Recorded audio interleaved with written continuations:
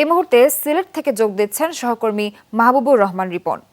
রিপন, আপনার কাছে জানতে চাই দুর্গত এলাকার এখন কি অবস্থা, পানিবন্দী যারা আছেন তাদের সুপেয় পানি এবং খাবারের কি আদৌ কোনো ব্যবস্থা করা গেছে কিনা, বা তারা কিভাবে খাওয়া দাওয়া করছেন, কিভাবে চলাফেরা করছেন, আমাদেরকে সবশেষ তথ্য দিবেন। স্যান্ডেলিনা সো, রূপচর্চায় আভিজাত্য।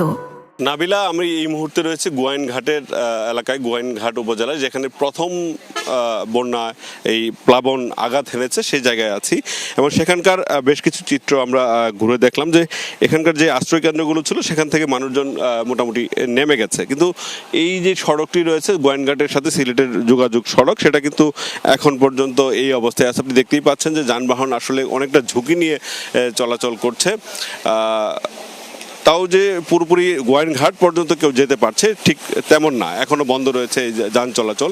এবং যারা বাড়ি ঘরে ফিরে যাচ্ছে তারা মূলত এখন আসলে সরকারি সহায়তার দিকে তাকিয়ে আছে এবং প্রশাসনের পক্ষ থেকে যেটা বলা হচ্ছে তাদের সব ধরনের প্রস্তুতি রয়েছে। ইতিমধ্যে শুকনো খাবার সহ চাল এবং খাবার পানি তারা চেষ্টা করছেন, যারা এখনও পানিবন্দী অবস্থায় রয়েছেন, যাদের আসলে বাড়িঘর থেকে বেরোনোর অবস্থা নেই, তাদেরকে তারা সেটা সরবরাহ করছেন। গত মধ্যরাত পর্যন্ত এখানকার যিনি নির্বাহী কর্মকর্তা ছিলেন তিনি সেটা সরবরাহ করছেন এবং ইউনিয়ন পরিষদের চেয়ারম্যান এবং জনপ্রতিনিধি যারা আছেন তারা সবাই আসলে চেষ্টা করছেন।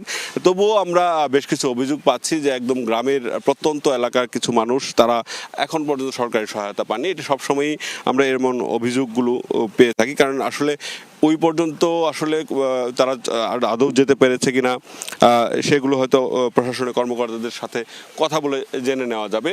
এই মুহূর্তে আসলে আশ্রয়কেন্দ্রে কেউ নেই, আশ্রয়কেন্দ্রে যারা ছিল তারা সবাই বাড়ি ফিরে গেছে এবং সেখানে গিয়ে যে বিপত্তিটি হচ্ছে, যাদের ঘরবাড়ি ভেঙে গেছে তারা আসলে বিপদে পড়েছেন এবং যাদের ঘরবাড়ি থেকে পানি নেমে গেছে সেগুলো তারা সংস্কার করছেন এবং সেই সংস্কারের ক্ষেত্রে বেশিরভাগ ক্ষেত্রে হয়তো সরকারি সহায়তার প্রয়োজন হবে। সেটা কখন মিলবে সেটা এখন বড় কথা।